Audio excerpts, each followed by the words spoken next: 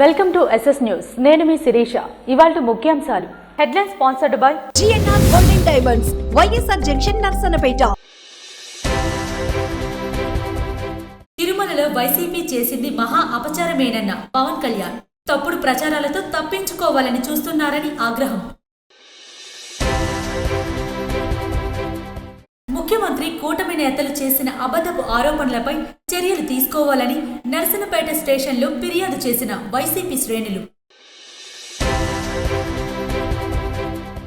శ్రీముఖలింగేశ్వరుని ఉత్సవాలకు పగడ్బందీ ఏర్పాట్లు.